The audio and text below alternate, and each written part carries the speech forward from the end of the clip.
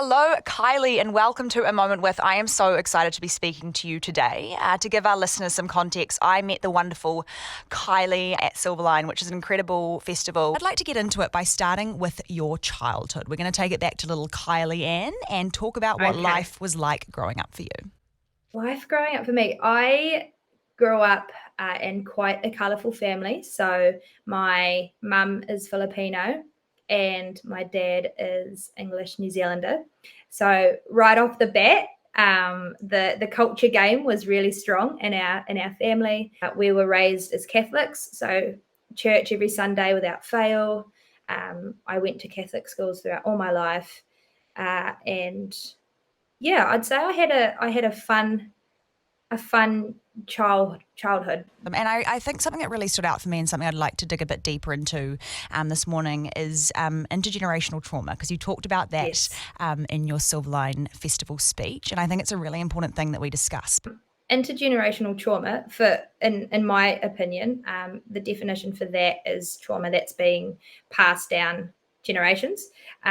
So, for example, the way that my dad was brought up was then passed on to me, but that's not necessarily right. So then you get the trauma of that passed down along. Early on, that generational trauma was really paramount, and it did shape who I am and how I grew up, and I guess the mentality that I also took on, especially within my teenage years. We certainly did not talk about our feelings, and that's a really common trait, especially with males, that we don't talk about our feelings and we don't really dive into them. So that was brought on into our family, which was a really tough thing for me to break down when I needed to later on in the teenage years. Talk about the ages of 14 to 17, because if I was to ask you what the toughest part of your life has been so far, what would you say to me?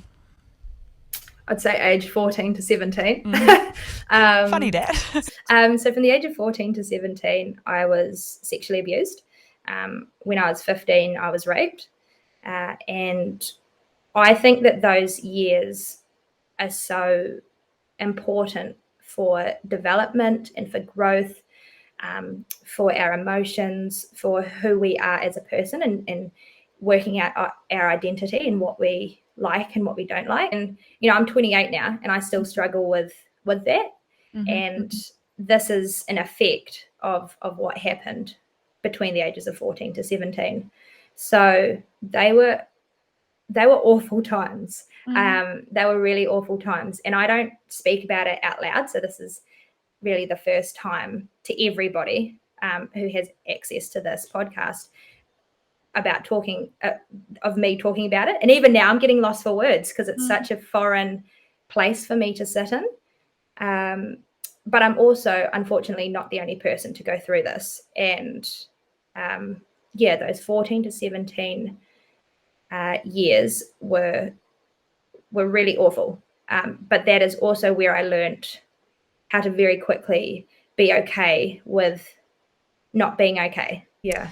Thank you for sharing that. I think it's such a vulnerable thing to do. And I know when we had our pre-call prior to this episode recording, you said that you did want to talk about that and you wanted to share that.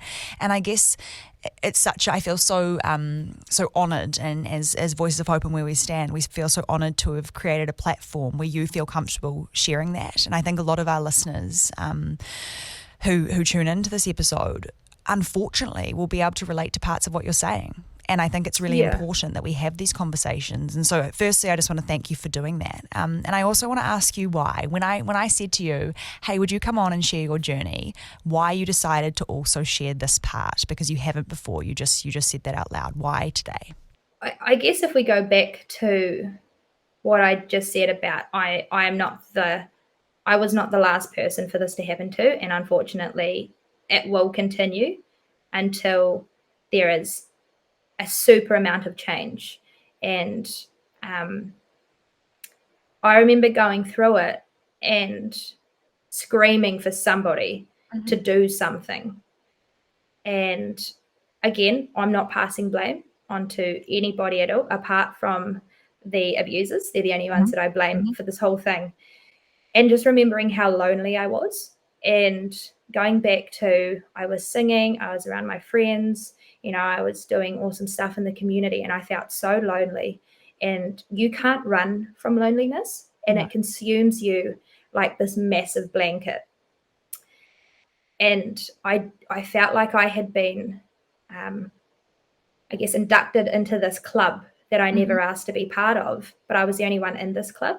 And it was so isolating. And that took years for me to, I guess, work through and walk through the wall of isolation and loneliness. And even now, it can sometimes trickle back. And if I'm not aware of it, or if I lose myself for a minute, those ongoing effects. And so I just really, whoever listens to this podcast, even if it's one person, and they just know that they're not on their own, and that they have people here who they can talk to, they can reach out. If that can, I guess, eliminate even a sliver of loneliness and isolation that they might feel, then it's all worth it. Otherwise, if I don't speak out, why did I go through all of this stuff, and why am I still here if I'm not going to use it for good? And it's such a powerful statement. And like we've talked about before, we're real big believers that when one person shares their story, it allows others to feel safe to do the same. And I really do believe that by you having these honest and vulnerable conversations with us, people listening to this are going to feel heard, they're going to feel seen, and hopefully ultimately go and access the help that they need and deserve, because you don't have to do this alone. And I think that's such an important message to share consistently and constantly, because it's so important.